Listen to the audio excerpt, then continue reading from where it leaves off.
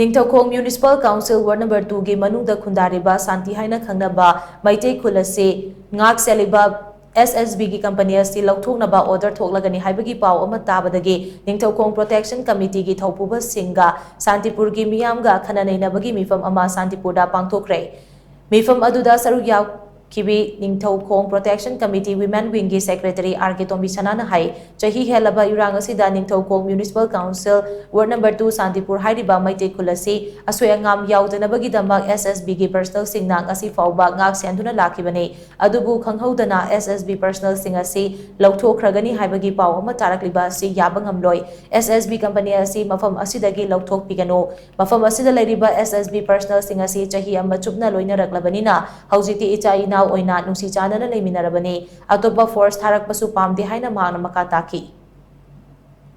Bishnupur district ki manung asida koi gi Manipur gi lal oiraga Bishnupur district se warjoni koi torbung bangladagi haurakpa lanphamni adugi manung channa Ningthoukhong Ward Number 2 Shantipur haiba si chinga taba koi gi Ward Number 2 gi parja haiba par asida koi na deploy tawnanabagi damakta SSB na sahi ama hena koi gi deploy tawiduna ngak senuna laba matung asida atopa amana mahut silakpasu yaroi coordination la hairaba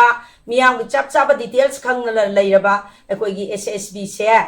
akoi Manipur gi Shanti he koroktriba lalodri phawbadi SSB lokthokpasu yaroi lokthokpi kanu haiduna akoi gi mari lainaba DC SP aduga OC amadi akoi gi honorable minister Govindas loinana chief minister gi saita akoi hariba proposal ase akoi lokthokpi danabagi damakta proposal asi loinamak che thananaba arrange loijare Pauki meepham aduda Shantipur dagi nomaitem kanta koba khundaman hai Shantipur hairiba Meitei Khul asidagi SSB personal sing louthokhlagani haina laingakna lauragliba khongthang ase handokpiyu natrabadi makhal makha kayagi khongjang changsilakani haina mahakna makha taki Lairiba situation asi sahi ama hele akoi gi kun asida lairaiba akoi gi SSB na ngakpani Shantipur asi adu ngasi di ikhang khangaudana hairiba SSB asi any reason amadi akoi da khangandre authority na so khoi da khangan balai gitre adu ga makoi je ngasi withdraw tawrani hairak padagi akoi imai ben amasung kungi punja singi club protection committee amasung pullaga akoi makaina akona decision am lawi madudi hairiba thokkadolba huji phobo thoktriba order asi tholakpa taragasu aikoi gi praja singna Shantipur pumba amasung Ningthoukhong prajana pullaga hairiba